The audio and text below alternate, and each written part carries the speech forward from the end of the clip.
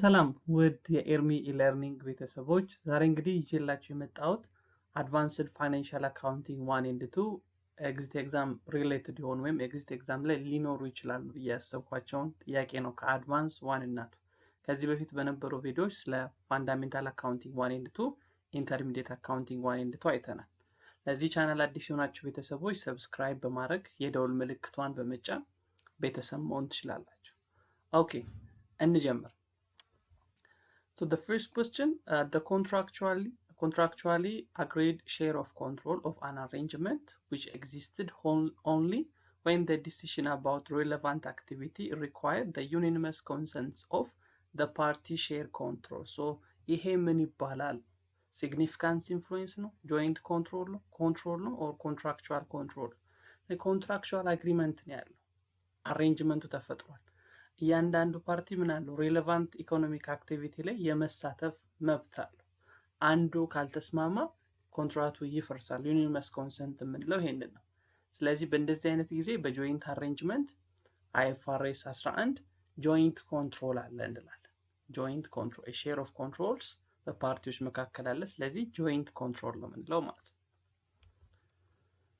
Okay, next, a joint arrangement whereby the parties that have joint control of an arrangement have the net asset of the arrangement.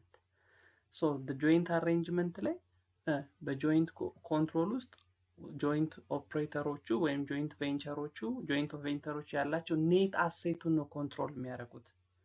ኔት አሴቱን ኮንትሮል የሚያደርጉ ከሆነ ኦልዌይስ ጆይንት ቬንቸር which means separated entity ያለ ዜን እኛ ኢንቨስት ነው የምናደርገው እንጂ አሴቱን ኦን አድርገን የራሳችን አሴት የራሳችን ሊያቢሊቲ ይዘን አይደለም ወደ ቢዝነስ ወደ ጆይንት አሬንጅመንቱ የምንሄደው። ስለዚህ having the right of net asset የሚል ከሆነ always መልሳችን መሆን ያለበት joint venture. Okay, next, on January 1, 2011, JP companies agreed to issue 5,000 shares to the Rocky Company in exchange for constructions of a building. So the ownership of the building was transferred on November 13, 2011. However, the contract price was settled on January 1, 2012, at which date should JP companies recognize the acquisitions of the building? So let's see. January 1 ነው አግሪ ያደረጉት 2011 5000 ሼሮችን ኢሹ በማድረግ ቢልዲንግ አኳየር ለማድረግ። የቢልዲንግ ኦነርሺፕ የተላለፈው ኖቬምበር 30 2011 ነው። ፕራይሱ የተከፈለው ወይም በአክሲዮን የከፈለው ደግሞ ጃንዋሪ 1 2012 ነው። ስለዚህ ይሄ አኩዚሽን መመዝገብ ያለበት በየትኛው ቀን ነው? ኦልዌይስ እንደዚህ አይነት ትራንዛክሽኖች በሚሰጡን ጊዜ ኦነርሺፑ ትራንስፈርድ የሆነበትን ቀን ነው የምንወስደው። አሴቱ ትራንስፈር the ownership of asset transfer የሆነበትን ነው ቀን ነው የምንወስደው ማለት። ስለዚህ ownership of the asset which is transferred መቼ ነው? November 13, 2011 ነው። ስለዚህ ሪከርድ መደረግ ያለበት at which date JP company recognized the acquisition of the building ነው November 30, 2011. Why? Because we get the ownership of the building on this date month. Okay, next, entity X has entering into a contract with entity Y. So entity Y will provide a range of service to X. The payment for this service will be in cash and based upon the price of X ordinary share on computations of the contract. So in accordance with IFRS 2 or share-based payment, what types of share-based payment transaction does this represent? ስለዚህ X እና Y ኮንትራክት ገብተዋል። Y አገልግሎት ይሰጣል፣ ፕሮቫይዲንግ ሰርቪስ ቱ X ነው። ነገር ግን ፔመንቱን የሚፈጽመው ኢን ተርምስ ኦፍ በካሽ ነው። ነገር ግን የካሹ አማውንት ዲተርማይንድ የሚሆነው ቤዝድ ኦን ዘ ፕራይስ ኦፍ ኤክስ ኦርዲነሪ ሼር ነው። የኤክስ የኦርዲነሪ ሼር ፕራይሱ ላይ ዲተርማይን አድርገን ነው፣ በሱ መሰረት ነው ካሹ ዲተርማይንድ የሚሆነው። ስለዚህ በሼር ቤስ ፔመንት IFRS መሰረት ምን አይነት ትራንዛክሽን ነው? ምን አይነት ሼር ቤስ ፔመንት ትራንዛክሽን? ሁለት አይነት ትራንዛክሽኖች አሉ አይደለ? በሼር ቤስ ፔመንት ላይ ካሽ ሴትልድ እና ኢኩዊቲ ሴትልድ። ስለዚህ እኚህ ሁለቱ አሴት ኤንድ ሊያቢሊቲ ሴትልድ የምንለው አናካትታቸው። ካሽ ኦር ኢኩዊቲ ሴትልድ ነው። ስለዚህ ኢኩዊቲ ሴትልድ የምንለው ኢን ተርምስ ኦፍ ካሽ ሳይሆን ላገኘነው ሰርቪስ የምንከፍለው ኢን ተርምስ ኦፍ ካሽ ሳይሆን ኢን ተርምስ ኦፍ ሼር ኦር ኢን ተርምስ ኦፍ ሼር ኦፕሽን ኮን ኢን ተርምስ ኢኩዊቲያችንን ነው የምንሰጠው። ካሽ ሴትልድ ግን ሲሆን በካሽ እንከፍላለን ወይም ሊያቢሊቲ ብለን ኮንሲደር እናደርጋለን። ነገር ግን ያ አማውንት ዲተርማይን የሚደረገው በእኛ የሼር ፕራይስ ነው። ስለዚህ ለዚህ ጥያቄ መልሳችን ምን ይሆናል ማለት ነው? ካሽ ሴትል ሼር ቤዝ ፔመንት ትራንዛክሽን ይሆናል ማለት ነው። ኦኬ ኔክስት አር ካምፓኒስ ግራንት 10,000 ሼር ኦፕሽን ቱ ኢች ኦፍ ኢትስ 5 ዳይሬክተርስ። ስንት ዳይሬክተሮች? ለአምስት ዳይሬክተሮች ነው 10,000 ሼር 10,000 ሼር ለመስጠት የተስማማል። on January 1, 2015 the option which is vested on January 1, 2090 ስለዚህ ለአራት ዓመት ነው የሚቆየው። the fair value of each option on January 1, 2015 በግራንት ዴቱ fair value ምን ያክል ነበር? 50 ነበር። and it is anticipated that all of the share option will be vested on January 1, 2090 ስለዚህ ሁሉም ሼር ኦፕሽን ተጠቅሟል። አምስቱም ዳይሬክተሮች የሚጠበቅባቸውን ሰርቪስ ኮንዲሽን አሟልተዋል ብለን አስዩም ብናደርግ what amount should be reported as increasing expense and equity for the year end December 31st 2015 ስለዚህ 2015 መጨረሻ ላይ ምን ያክል ኤክስፔንስ ምን ያክል ኢኩዊቲ ብለን እንመዘግባለን። 10,000 ሼሮችን ለአምስት ዳይሬክተሮቻችን ላይ ያንዳንዳቸው 10,000 ምንሰጥ ከሆነ ፌር ቫልዩ 50 ከሆነ ሁሉም ቢያሟሉ ለአራት ዓመት የሚቆይ ከሆነ at the end of the first year ምን ያክል ሳላሪ ኤምፕሎይመንት ቤኔፊት ኤክስፔንስ እና ኢኩዊቲ እንመዘግባለን። ስለዚህ ኦልዌይስ ምን እንደምናደርገው እዚህ ጋር የተሰጠን ሼር ፕራይስ የሼሩ ብዛት ስንት ነው? 10,000 የዳይሬክተሮቹ ስንት ነው? አሁን እዚህ ውስጥ ዳይሬክተሮቹ አራቱ ብቻ ሰርቪስ ኮንዲሽን ቢያሟሉ ኖሮ አራት እንል ነበር። ሶስቱ ቢያሟሉ ሶስት፣ አሁን ግን ሁሉም አሟልተዋል። ዜን ፌር ቫልዩ ደ ግራንት ዴት እየተስማማንበት ያለው የፌር ቫልዩ ለምሳሌ ዲሴምበር 31 ፌር ቫልዩ 40 ቢሆን ነው። ዲሴምበር 31 ፌር ቫልዩ 40 ቢሆን ዲሴምበር ጃንዋሪ 1 ግን ስንት ነበር? 50 ነበር። ዲሴምበር 31 ግን 40 ነው። ኦልዌይስ ሼር ኦፕሽን ከሆነ የምንወስደው ግራንት ዴት ላይ ያለውን ፌር ቫልዩ ነው። ካሽ ሴትል ቢሆን ግን አደ ዴት ሜዥር በምናደርግበት ቀን ያለውን ፌር ቫልዩ ነው የምንወስደው። 40 ነበር የምንወስደው። ኦኬ ስለዚህ 40 ነው ፌር ቫልዩአችን 2,500,000። ይሄ ግን የአራት ዓመቱ ነው። ስለዚህ እኛ የፈለግነው የፈርስት ይር ኢንዷን ነው። ስለዚህ ለአራት ማካፈል እንችላለን ማለት ወይም ደግሞ እዚህ ጋር 1/4 ማድረግ እንችል ነበር። ሲባዛ በ1/4 ብናደርገው 625,000 ሳላሪ ኤክስፔንስ ኦር ኢምፕሎይመንት ቤኔፊት ኤክስፔንስ ዴቢት እናደርጋለን። ሼር ኦፕሽን አውትስታንዲንግ ኦር ኢኩዊቲ በ625 ክሬዲት እናደርጋለን ማለት ነው። ኦኬ ኔክስት at this the date on which entities and another parties agreed to a share based payment arrangement being when the entities and the counterparty have a share understanding of the terms and conditions of the arrangement ስለዚህ ቀኗን የተጠየቀው በሁለቱ ፓርቲዎች መካከል ቅድም ነግሬያቸዋል። በሁለቱ ፓርቲዎች መካከል የአግሪመንት የሚፈጸምበት በሼር ቤዝ ፔመንት ትራንዛክሽን ለመፈጸም አንዱ አገልግሎት ይሰጣል፣ አንዱ በሼር ይከፍላል፣ አንዱ ዕቃ ያቀርባል፣ አንዱ በሼር ይከፍላል። ይሄንን አግሪመንት የምንፈርምበት ቀን ምን ይባላል? ሁለቱ ፓርቲዎች አግሪ የሚያደርጉበት ግራንት ዴት የምንለው it is the date on which the entities and another parties agree to a share based payment arrangement ማለት ነው። Okay, next, dividend paid by the manufacturing company is classified under which kinds of activity while preparing cash flow statement? So, statement of cash flow በምናዘጋጅበት ጊዜ dividend payment የትኛው activity ላይ እናካትተዋለን? cash flow ነው which is operating activity ነው፣ investment activity ነው፣ financing activity ነው። So, dividend በነገራችን ላይ dividend እና interest expense አንዳንድ ድርጅቶች ላይ operating ሊሆን ይችላል፣ አንዳንድ ድርጅቶች ላይ ደግሞ financing። ለምሳሌ ፋይናንሻል ኢንስቲትዩሽኖች ጋር ወይም ባንኮች ጋር ብንሄድ ኢንተረስት ኤክስፔንስ ኢንተረስት ኢንካም ኦፕሬቲንግ አክቲቪቲ ውስጥ ነው መካተት ያለበት። ምክንያቱም ኦፕሬሽን አክቲቪቲያቸው በዛ ላይ ነው ቤዝ የሚያደርገው። ኢንተረስት ሪቬኑ ነው ሜጀር ሪቬኑዋቸው። ስለዚህ ኢንተረስት ኢንካም እና ኢንተረስት ኤክስፔንስ ኦፕሬሽን አክቲቪቲ ውስጥ ነው መካተት ያለበት። ለሌሎች ለነዚህ ለማኒፋክቸሪንግ ለሌሎች ኢንዱስትሪዎች ደግሞ ኢንተረስት ኤክስፔንስ እና ዲቪደንድ ኢት ካን ቢ ክላሲፋይድ አስ ፋይናንሲንግ አክቲቪቲ ማለት። ስለዚህ መልሳችን ፋይናንሲንግ አክቲቪቲ ይሆናል ማለት። Okay, next, XYZ Company report the net income 200,000 for the years, and during the year, account receivable, which is decreased by 10,000, inventory increased by 8,000, account payable increased by 6,000, depreciation expenses 10,000 was recorded, and land was purchased for 150,000 in cash. So net cash provided by operating activity for the year ምን ያክል ነው? net income 2,000 ቢሆን ሪሲቨብሉ ዲክሪዝ በ10,000 ቢያደርግ ኢንቨንተሪው በ8,000 ቢጨምር አካውንት ፔብሉ በ6,000 ቢቀንስ ዲፕሪሲዬሽን ኤክስፔንስ 10,000 ቢሆን ላንድ was purchased by በ150,000 ብር ቢሆን ኦፕሬቲንግ አክቲቪቲው ምን ያክል ይሆናል? ስለዚህ ምን እንደምናደርገው ኔት ኢንካም እናስቀምጣለን።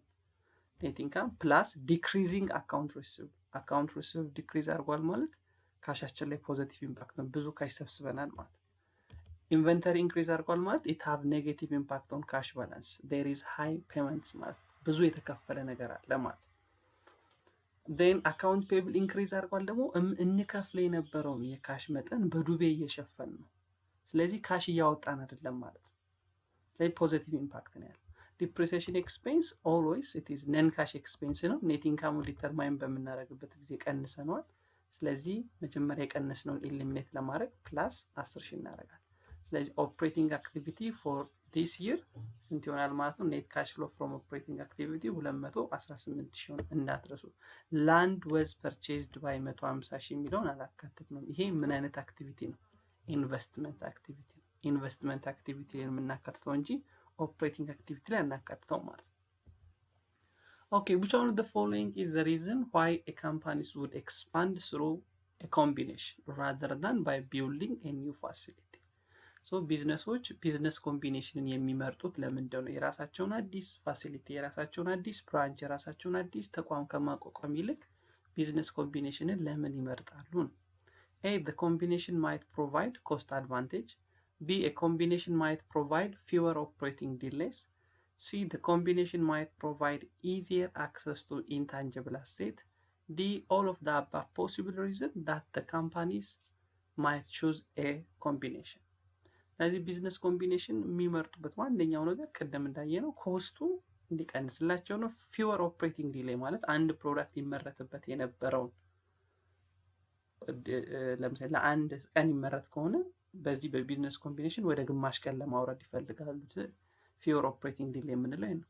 and combination might provide easy access to intangible assets. ለምሳሌ ያ አኳየር የምናደርገው ድርጅት የራሱ ፓተንት ራይት ይኖረዋል፣ የራሱ ኢንታንጂብል አሴቶች ይኖሩታል። ስለዚህ ያንንም አኳየር ለማድረግ ሊሆን ይችላል። ስለዚህ መልሳችን ዲ ይሆናል። all of the above reasons that a company might choose a combination ማለት ነው።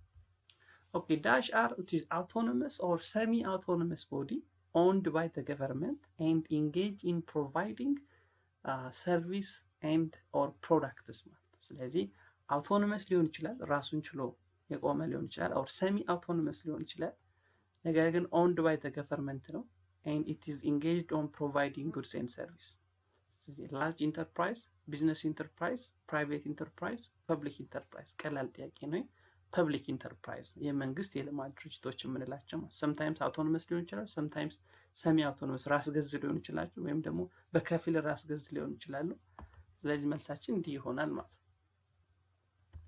ኦኬ ኔክስት ኢን ስታቱቶሪ መርጀር which of the following will occur? ስለዚህ በመርጀር ላይ በነገራችን ላይ በደንብ ማየት ያለብን ስታቱቶሪ መርጀር፣ ኮንሶሊዴሽን መርጀር የምንላቸው አሉ። ሶ ስታቱቶሪ መርጀር የምንለው ኤ ፕላስ ቢ ሆነው አንድ ቢዝነስ ይፈጥራሉ። ነገር ግን አንዱ ቢዝነስ ብቻ ነው ዲዞልቭድ የሚያደርገው ስታቱቶሪ መርጀር ከሆነ ማለት ነው። አንዱ ቢዝነስ ብቻ ነው ዲዞልቭ የሚያደርገው።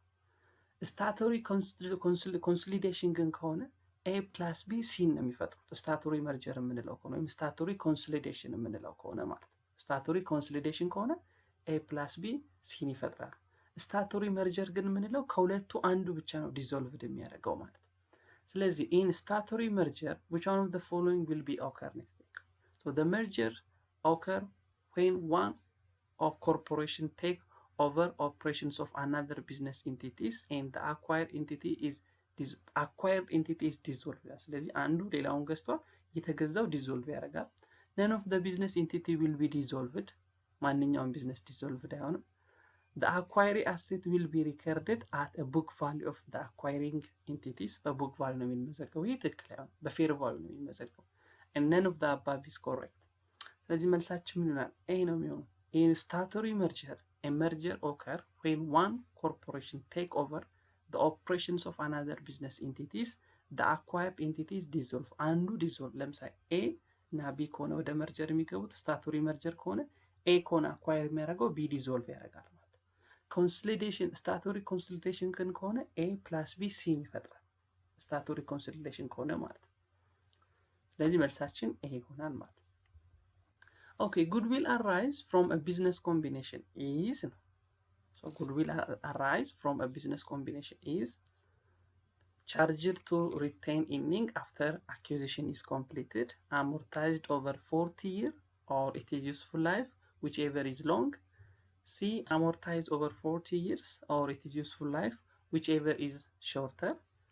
D, never amortized። ስለዚህ በቢዝነስ ኮምቢኔሽን የተገኘው ጉድዊል ምን ይሆናል? ስለዚህ ሲጀመር ምን አይሆንም? ጉድዊል አሞርታይዝድ አይሆንም አይደለ? አሞርታይዝድ አይሆንም። ስለዚህ ኔቨር አሞርታይዝድ ነው መልሳችን ሊሆን የሚገባው ማለት ነው።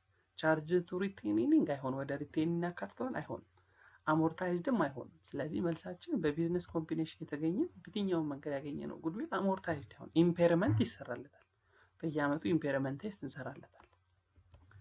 ኦኬ which one of the following statement would not be valid or logical reason for entering into a business combination? ቅድም ተመሳሳይ ጥያቄ ከዚህ ጋር አይተናል፣ ግን ትንሽ አጠያየቁ ይለያል።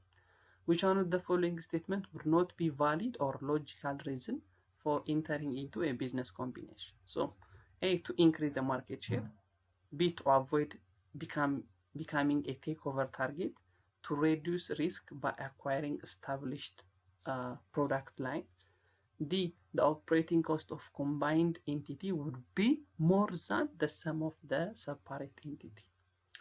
ለዚህ ቢዝነስ ኮምቢኔሽን ሊፈጠር የማይችልበት ወይም ደግሞ ሎጂካል ሪዝኒንግ ያልሆነው የትኛው ነው? ሶ ቱ ኢንክሪዝ የማርኬት ሼር ይሄ ይሆናል። ምክንያቱም ቢዝነሱን ቨርቲካል ኦር ሆሪዞንታል ግሮዝ ወይም ኮንግሊመንተሪ ግሮዝ፣ ኮንግሊመንተሪ ቢዝነስ ኮምቢኔሽን ኦር ቨርቲካል ኦር ሆሪዞንታል አድርገን ቢዝነሱን ስለምናሳድገው ማርኬት ፕራይስ ኦፍ ሼራችንን ከፍ እናደርግበታለን በቢዝነስ ኮምቢኔሽን።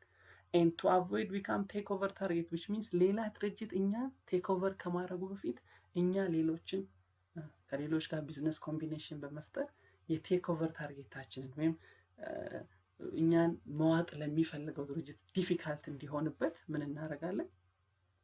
እኛ ቢዝነስ ኮምቢኔሽን ቀድመን እንፈጥራለን። ይህም ትክክለኛ ቱ ሬዲዩስ ሪስክ ባይ አኳሪንግ ስታብሊሽድ የሆነ ፕሮዳክት ላይን ካለ ኦልሬዲ እየተመረተ ያለ ፕሮዳክት ላይ ኦልሬዲ ቪዚቢሊቲውን አልፎ ሁሉ ነገር አልፎ ያለ ፕሮዳክት ላይን ካለ ከእነሱ ጋር ቢዝነስ ኮምቢኔሽን ብንፈጥር ሪስካችንን እንቀንሳል። ስለዚህ መልሳችን የሚሆነው ዲ ነው። ቢዝነስ ኮምቢኔሽን ኦልዌይስ ምን ማድረግ አለበት? ለብቻ ሆነው ያወጡት የነበረው ኮስት ሬዲዩስድ መሆን አለበት። ኮስት ኤፊሽንት ለመሆንም ነው ቢዝነስ ኮምቢኔሽን ውስጥ የምንገባው እንጂ ኮስቱን ሞር ለማድረግ አይደለም ማለት ነው። ኦኬ ኔክስት which one of the following case would consolidation be inappropriate ነው። ስለዚህ ኮንሶሊዴሽን ፋይናንሻል ስቴትመንት ኢንአፕሮፕሪየት የሚሆነው በየትኛው ሲቹዌሽን ነው? ኮንሶሊዴሽን ፋይናንሻል ስቴትመንት ስንል የፓረንት እና የሰብሲዲያሪውን እንደ አንድ ሲንግል ኢንቲቲ ኮንሲደር አድርገን ፋይናንሻል ስቴትመንቶቻቸውን በአንድ ስናዘጋጅ ነው። ባላንስታቸውን፣ ኢንካም ስቴትመንታቸውን፣ ስቴትመንት ኦፍ ካሽ ፍሏቸውን፣ ሁሉንም ስቴትመንቶቻቸውን ማለት ነው። ስለዚህ ይህ ኮንሶሊዴሽን ኦፍ ፋይናንሻል ስቴትመንት ኢንአፕሮፕሪየት የሚሆነው መቼ ነው? ኤ the subsidiary is in bankruptcy ሰብሲዲያሪያችን ባንክራፕሲ ውስጥ ከሆነ። B the subsidiary operating are dissimilar from those of the partners so ኦፕሬቲንግ ሰብሲዲያሪያችን ኦፕሬት የሚያደርገው ከፓረንቱ የተለየ ኢንዱስትሪ ወይም ደግሞ የተለየ ዲሲሚላር ፍሮም the parent ከሆነ ኦፕሬሽኑ ማለት ነው።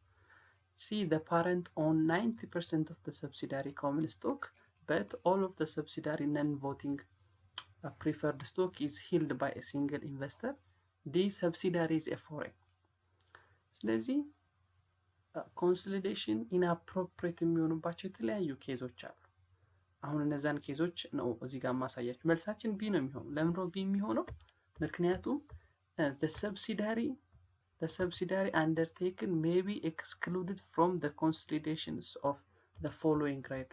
በእነዚህ ሪዝኖች ነው ኮንሶሊዴሽን እና ሰብሲዳሪያችን ላይ ያለው ኮንሶሊዴሽን ኢንአፕሮፕሪየት የሚሆነው። ለምሳሌ an individual subsidiary may exclude from consolidation if it is inclusion not material for the purpose of giving true or fair views ነው። ስለዚህ ሰብሲዳሪዎቻችንን ኮንሶሊዴት ፋይናንሻል ስቴትመንት ውስጥ ማስገባት ኢማቴሪያል ከሆነ ኢንአፕሮፕሪየት ኮንሶሊዴሽን መስራት ኢንአፕሮፕሪየት፣ ማቴሪያል ከሆነ ብቻ ነው አማውንታቸው ማቴሪያል ከሆነ ብቻ ነው ኮንሶሊዴሽን መስራት ያለብን ማለት ነው። ስለዚህ ጋር የተጠቀሱት ሪዝኖች በሙሉ ሳትስፋይ ካሉ ቢዝነስ ኮንሶሊዴሽን መስራት ኢንአፕሮፕሪየት። ለምሳሌ በእኛ ኬዝ አሁን ምን ተሰጥቶናል? if the activities are so different from those of other group undertaking that inclusion would be incompatible with obligation to give a true and fair views ማለት ነው። ስለዚህ የሰብሲዲያሪው ከፓረንቱ በጣም ዲሲሚላር የሆነ ኦፕሬሽን ካለው ኮንሶሊዴሽን ፋይናንሻል ስቴትመንት መስራት ኢንአፕሮፕሪየት ይሆናል ማለት ነው። ኢንአፕሮፕሪየት ይሆናል። ሌሎችም እዚህ ጋር አሉ። ሰብሲዳሪዎቻችንን ኮንሶሊዴሽን መስራት ኢንአፕሮፕሪየት የሆነበት ሪዝኖች እዚህ ጋር ተቀምጠውላቸው።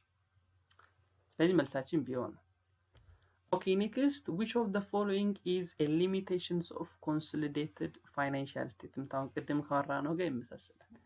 which one of the following is a limitations of consolidated financial statement? so የኮንሶሊዴትድ ፋይናንሻል ስቴትመንት ሊሚቴሽን የሆነው የትኛው ነው? ኤ the consolidated statement provide no benefit ይላል። አሁን በቀላሉ መለየት ትችላላችሁ። no benefit for stockholders and creditor for a parent ሊሆን አይችልም። no benefit እንዴት consolidated financial statement ምንም ጥቅም አይሰጥም እያለ ትክክል አይሆንም። B the consolidated statement of highly diversified companies cannot be compared with the industry standard. C the consolidated statements are beneficial only when the consolidated company with the same industry la consolidated financial statement ጠቃሚ የሚሆነው only if they operate on the same industry. okay, consolidated statements are beneficial only when the consolidated companies operated in different industry. አሁን ደግሞ consolidated financial statement ጠቃሚ የሚሆነው ኮንሶሊዴት የተሰራላቸው ካምፓኒዎች ዲፈረንት ኢንዱስትሪውስ ከሆኑ ነው። እኛ ግን ሊሚቴሽኑን የተጠቀም ኮንሶሊዴትድ ፋይናንሻል ስቴትመንት ኢዝ ሃይሊ ዳይቨርሲፋይድ ካምፓኒ ካንኖት ቢ ኮምፔር ዊዝ ኢንዱስትሪ አቨሬጅ። መልሳችን የሚሆነው ቢ ነው። ምክንያቱም ኮንሶሊዴትድ ፋይናንሻል ስቴትመንት ዳይቨርሲፋይድ በሆነ ቁጥር ካምፓኒው የተለያየ ኤሪያ ውስጥ በገባ ቁጥር ኢት ኢዝ ዲፊካልት ቱ ኮምፔር ዊዝ ኢንዱስትሪ አቨሬጅ ነው እንጂ ኦንሊ ለምሳሌ ይሄኛውን ሁለቱን ፎልስ የሚያደርግብን ኦንሊ የሚለው ኦንሊ ወይም የተለያየ ኢንዱስትሪ ሲሆኑ ወይም ለሴም ኢንዱስትሪ ሲሆኑ አይደለም። ኮንሶሊዴትድ ፋይናንሻል ስቴትመንታችን ዳይቨርሲፋይድ የሆኑ ካምፓኒዎች ከሆኑ ከኢንዱስትሪ አቨሬጃቸው ጋር ከአማካኝ ጋር እናነጻጸር በምንልበት ሰዓት እንቸገራለን ማለት ነው። ኦኬ ኔክስት an entity has a subsidiary which operates in a company where exchange rate are volatile and there are wide seasonal variation in cost and revenue. Which rate of exchange may best be used to translate the foreign subsidiary's statement of comprehensive income? ስለዚህ ሰብሲዳሪው ኦፕሬት የሚያደርግበት ካንትሪ ውስጥ ኤክስቼንጅ ሬት በጣም ቮላታይል ያደርጋል፣ ሲዝናል ቫሪዬሽን አለው፣ ኮስቱና ሪቬኑን አፌክት ያደርግብናል። ስለዚህ በዚህ ጊዜ ኮምፕሬሄንሲቭ ስቴትመንት ኦፍ ፋይናንሻል ፖዚሽን ስናዘጋጅ መጠቀም ያለብን ኤክስቼንጅ ሬት ሜትድ የትኛው ነው? ስፖት ሬት አት ዘ ይር ኢንድ፣ አቨሬጅ ሬት ፎር ኢች ኳርተር፣ አቨሬጅ ፎር ዘ ይር፣ አቨሬጅ ሬት ፎር ኢች መንዝ ኦፍ ዘ ይር። ስለዚህ በጣም ቮላታይል የሚሆን ከሆነ ሲዝናል ቫሪዬሽንስ ኦፍ ኮስት ኤንድ ሪቬኑን የሚፈጥርብን ከሆነ አቨሬጅ ሬት ኦፍ ኢች መንዝ ኦፍ ዘ ይር ነው መጠቀም ያለብን ኤክስቼንጅ ሬት ማለት ነው። አቨሬጅ ማለት ከፍተኛው ኤክስቼንጅ ሬቱ ትንሽኛ ከፍተኛ የሆነበትና ትንሽ የሆነበትን አማካኝ ይወስን ኤቭሪ መንዝ ማለት ነው። ምክንያቱም በጣም እስከ አመት እንጠብቅ ካለን በጣም ብዙ ቫሪዬሽን መሀል ሊኖር ስለሚችል ማለት ነው። ስለዚህ መልሳችን ዲ ይሆናል ማለት ነው።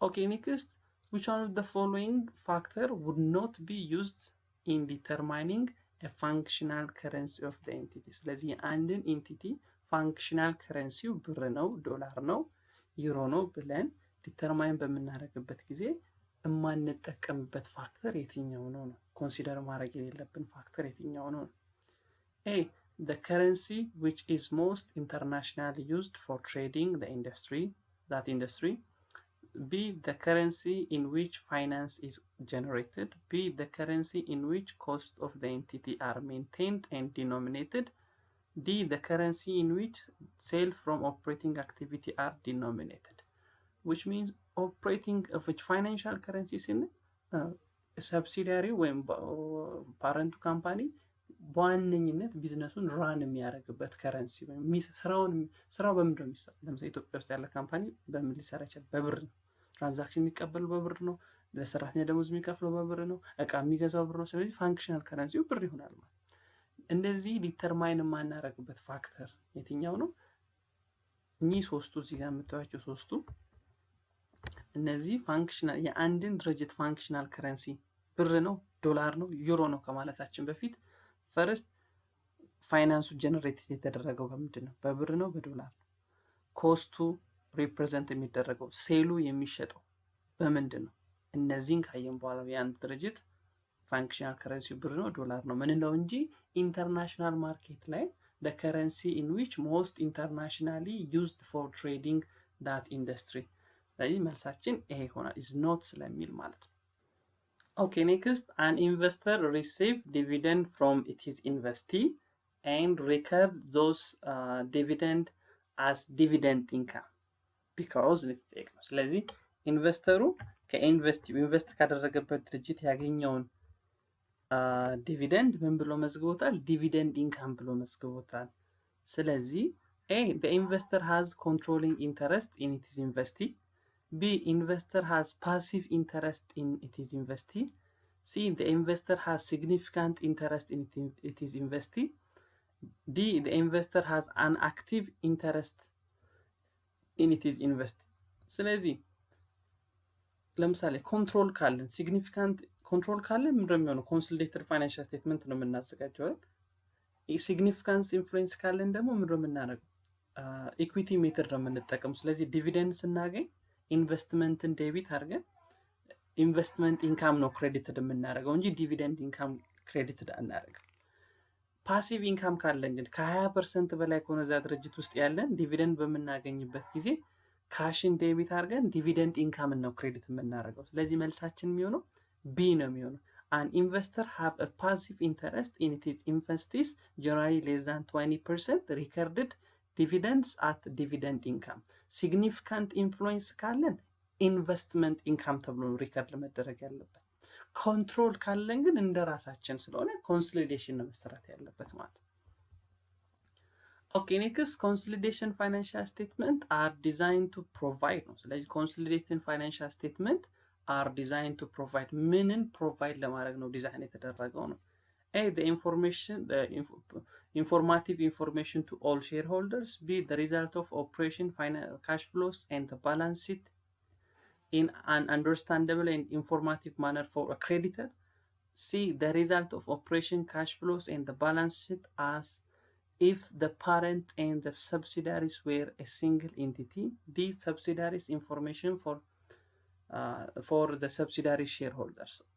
ስለዚህ ምንድነው የሚሆነው ኮንሶሊዴትድ ፋይናንሻል ስቴትመንት ስናዘጋጅ ፓረንቱና ሰብሲዲያሪው አንድ ግሩፕ ቢሆኑ በኢኮኖሚክ ኢንቲቲ በውሽስ አንድ ግሩፕ ቢሆኑ አንድ ሲንግል ኢንቲቲ ቢሆኑ ባላንስታቸው ምን ይመስላል ኢንካም ስቴትመንታቸው ምን ይመስላል ካሽ ፍሎአቸው ምን ይመስላል የሚለው ፕሬዘንት ለማድረግ ነው የምናዘጋጀው ስለዚህ መልሳችን ሲ ነው የሚሆነው ኮንሶሊዴትድ ፋይናንሻል ስቴትመንት አር ቱ designed to provide the results of operation cash flows balance sheet as if the parent and subsidiary were a single entity ቢሆኑ ኖሮ ፋይናንሻል ስቴትመንታቸው ምን ይመስላል የሚለውን ለማሳየት ነው ኮንሶሊዴትድ ፋይናንሻል ስቴትመንት የሚዘጋጀው ማለት Okay, next, which is Parr Companies purchase 100% of voting common stock for super companies for $2 million and there is no liability.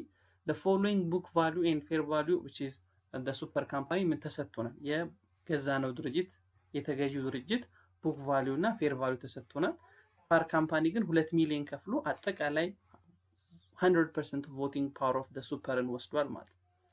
ስለዚህ የከረንት አሴት የቢልዲንግ የማሽን ቡክ ቫልዩ ፌር ቫልዩ ተሰጥቶናል። ሊያቢሊቲ የለም ተብለናል። so the amount of machinery that will be included on consolidated balance sheet consolidated balance sheet ላይ ማሽነሪው በምን ያክል ነው ሪፕሬዘንትድ መሆን ያለበት ነው። ስለዚህ always 100% አኳየር አድርገናል። እንደገና ደግሞ ፌር ቫልዩ ተሰጥቶናል፣ ቡክ ቫልዩ ተሰጥቶናል። ፌር ቫልዩ ላይ ያለው ነው የምንወስደው 100% አኳየር ፌር ቫልዩ ነው የምንወስደው። ፌር ቫልዩ ላይ ማሽኑ ምን ያክል ነበር? 600 ሺህ። ስለዚህ ኮንሶሊዴትድ ፋይናንሻል ስቴትመንታችንም ላይ ማሽነሪው ሪፕሬዘንት መሆን ያለበት ስንት ነው? በ600 ሺህ ነው ማለት ነው። April 1, 2016 PP companies paid 950,000 for all of issued and outstanding stock of a Siemens corporation and record asset and liability of the Siemens corporation on April 1, 2016 ፎል ተሰጥቶናል። ስለዚህ April 1, 2016 ላይ PP ካምፓኒ 950 ሺህ ብር በመክፈል የሲመን ኮርፖሬሽንን ጠቅላላ አውትስታንዲንግ ሼሩን ገዝቷል። በዚህ በአኩዚሽን ዴት ሁለት ካሹ የሲመን ካምፓኒ 80 ሺህ ነው። ኢንቨንተሪው ቡክ ቫልዩ 240 ሺህ ነው። ፕሮፐርቲ ቡክ ቫልዩ 480 ሺህ ነው። ሊያቢሊቲው 180 ሺህ። so on April 1, 2016 on the acquisition date ማለት ነው it was determined that the inventory of Siemens had a fair value of 190 ሺህ። ስለዚህ የኢንቨንተሪው ፌር ቫልዩ ግን ስንት ነው? 190 ሺህ ነው። እኛ ግን ቡክ ቫልዩ ላይ ግን ሲመንስ ስንት ብሎ መዝግቦን ነበር? 240 ሺህ ብሎ መዝግቦት ነበር። and the property plant and equipment ኔቱ ፌር ቫልዩ ስንት ነው? 560 ሺህ ነው። ፕሮፐርቲ ፕላንት ኤንድ ኢኩዊፕመንት ደግሞ ቡክ ቫልዩ ስንት ነው? 480 ሺህ ነው። ፌር ቫልዩ ግን ስንት ነው? 560 ሺህ ነው። ስለ ሊያቢሊቲ እና ስለ ካሽ አልተሰጠንም። ስለዚህ ሁለቱ ከፌር ቫልዩ ጋር እኩል ናቸው ማለት ነው። and what is the amount of goodwill resulting from the business combination በዚህ ቢዝነስ ኮምቢኔሽን ጉድዊሉ ምን ያክል ይሆናል? ጉድዊል ማለት ኮንሲደሬሽን ትራንስፈር ፕላስ ነን ኮንትሮሊንግ ኢንተረስት ማይነስ ኔት አሴት ኦፍ ዳ አኳሪ ኢንቲቲ ነው። ስለዚህ ኮንሲደሬሽን ትራንስፈሩ ተሰጥቶናል 950 ሺህ ብር ተሰጥቶናል። ነን ኮንትሮሊንግ ኢንተረስት የለም ምክንያቱም 100% ነው አሁን ያደረግነው። ስለዚህ ኔት አሴቱን ነው የምንቀንሰው ማለት ሶ ኔት አሴት ደግሞ ማለት ፌር ቫልዩ ኦፍ ዳ አሴት ማይነስ ፌር ቫልዩ ኦፍ ላያቢሊቲ ነው። ስለዚህ ፌር ቫልዩ ኦፍ አሴት ካሹ 80 ሺህ ነው። ኢንቨንተሪው አሁን 190 ሺህ ነው። አሴቱ 560 ሺህ ነው። ሊያቢሊቲው 180 ሺህ ነው። ስለዚህ the fair value of the acquired ወይም ሲመን ፌር ቫልዩ ስንት ነው? 650 ሺህ ነው። ኮንሲደሬሽን ትራንስፈሩ ስንት ነው? 950 ሺህ ነው። ስለዚህ ጉድዊል ስንት አለ ማለት ነው? 300 ሺህ አለ። ቢኮዝ ኮንሲደሬሽን ትራንስፈሩ ከኔት አሴቱ በስንት ስለሚበልጥ? በ300 ሺህ ስለሚበልጥ ማለት ነው። okay when the companies purchase another companies that has existing goodwill and the transaction is accounted for stock acquisition so the goodwill will be treated in the following manner ምን ማለት ነው? አኳየር በምናደርግበት ጊዜ አንድ ቢዝነስ ሌላውን አኳየር በሚያደርግበት ጊዜ አኳየር የሚደረገው ድርጅት ኤግዚስት ያደረገ ጉድዊል ቢኖረው ኖሮ እኛ አኳየር ስናደርገው ያ አኳየር የምናደርገው ድርጅት ጉድዊል ነበር። ስለዚህ ያ ጉድዊሉ እንዴት ትሪት ይደረጋል? when a company is purchased another company that has existing goodwill ስለዚህ a goodwill on book value of acquired companies should be write off goodwill a ምንድነው የሚለን the goodwill on the book of acquired company should be write off. b goodwill is recorded prior to recording a fixed asset. C the fair value of goodwill is ignored in calculations of goodwill of the new acquisition. d goodwill is treated in a manner which is consist with a tangible asset እንደ tangible assets መመዝገብ አለበት። ስለዚህ አኳየር የምናደርገው ድርጅት when a company purchase another companies that has existed goodwill so the transaction in account for goodwill for stock acquisition goodwill should be treated መደረግ ያለበት ምንድነው? c ነው መልሳችን ነው። the fair value of goodwill is ignored in calculations of a goodwill of new acquisition አዲሱን ጉድዊል ዲተርማይን በምናደርግበት ጊዜ የኤግዚስቲንግ ጉድዊሉን ፌር ቫልዩ ኢግኖር አድርገን ነው የምንመዘግበው ማለት ነው። okay next in business combination which one of the following will occur በቢዝነስ ኮምቢኔሽን happen የሚያደርገው ነገር which of the following will be occur ነው የተባለው። So A, all identifiable assets and liabilities are recorded at a fair value at the date of acquisition. B, all identifiable assets and liability record at a book value at the date of acquisition. ስለዚህ በሁለቱ ምርጫዎች መካከል ያለው ልዩነት ምንድን ነው? በኤ እና በቢ ይሄ at a fair value ይላል፣ ይሄ at a book value ይላል። C, goodwill is recorded if the fair value of the net asset acquired exceeded the book value of the net asset which is acquired. So D, none of the above is correct. ስለዚህ ቢዝነስ ኮምቢን በነገራችን ይሄ ጉድዊል አይሆንም አይደል? ጉድዊል የኔት አሴቱ ፌር ቫልዩ ከቡክ ቫልዩ ሲበልጥ አይደለም ጉድዊል የሚኖረው። ኮንሲደሬሽን ትራንስፈሩ ከኔት አሴት ኦፍ አኳየርዱ ሲበልጥ ይሄ አይሆንም። all identifiable assets and liabilities record at a book value አይደለም። በቡክ ቫልዩ ሳይሆን በምንድነው የሚመዘገበው? በፌር ቫልዩ ነው የሚመዘገበው ቢዝነስ ኮምቢኔሽን ላይ። ስለዚህ መልሳችን ምንድነው የሚሆነው? ኤ ነው። all identifiable assets and liabilities are recorded at a fair value at the date of acquisition ማለት ነው። Okay, next, which one of the following does define Birr plant? Birr planትን define የሚያደርግልን ትክክለኛው የትኛው ነው? biological asset which ስንል any living plant and animals it can be considered as a biological asset. But biological asset consumable biological asset እና Birr biological asset የምንላቸው አሉ። ስለዚህ Birr biological assetን define የሚያደርግልን የቱ ነው ነው ጥያቄው። A living plant that is used in the productions or supply of agricultural produce. B, a living plant that is expected to be Birr produced for more than one period. C, a living plant that has remote likelihood of being sold. Remote likelihood of being sold ማለት ሊቪንግ ፕላንቱ የመሸጥ እድሉ ራሱ እንደ ፕሮዳክት የመሸጥ እድሉ በጣም ጠባብ የሆነ ማለት as agricultural produce except for incidental scrap sale. D, A and C. E, all of the above. The Birr plant and define የሚያደርግልን የቱ ነው? all are it can be defined a Birr plant አይደል? ሊቪንግ ፕላንት ነው ለፕሮዲዩስ and supply of agricultural produce ለማምረት ወይም ፕሮዲዩስ ለማድረግ እንጠቀምበታለን። ከአንድ ዓመት በላይ ያገለግልናል። ቢ ትክክል ነው። ራሱ እንደ ፕሮዳክት የመሸጥ እድሉ በጣም ላይክሊሁድ ጠባብ ነው። ስለዚህ መልሳችን ቢ ይሆናል። ኮንሱመብል ባዮሎጂካል አሴት ቢሆን ነው ራሱ ምን ይሆናል? እንደ አግሪካልቸራል ፕሮዲዩስ ይሸጣል። አሴቱ ኮንሱመብል ባዮሎጂካል አሴት it can be sold by as a biological produced ማለት። ስለዚህ መልሳችን ኢ ይሆናል። Next, this is the management of biological transformation and harvest of biological asset for a sale or for conversion into agricultural produce or into additional biological assets. ስለዚህ ከነዚህ ውስጥ የትኛው ነው ለዚህ ዴፊኒሽን ትክክለኛው የሚሆነው? This is a management of biological transformation ማኔጅ የማድረግ ሂደት or harvesting of biological asset for sale or conversion into agricultural produce or into additional biological asset. ስለዚህም ቀላል ጥያቄ ነው።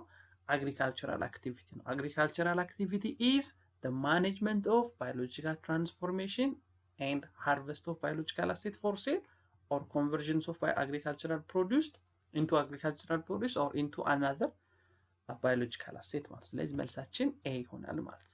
ኦኬ ውድ ቤተሰቦቼ አድቫንስ ፓርት 1 ያዘጋጀውላችሁ ቪዲዮ ይሄን ይመስላል። ፓርት 2 ኔክስት ይዤላችሁ እመጣለሁ። እስከዛው ላይክ፣ ሼር፣ ሰብስክራይብ ማድረግ እንዳይ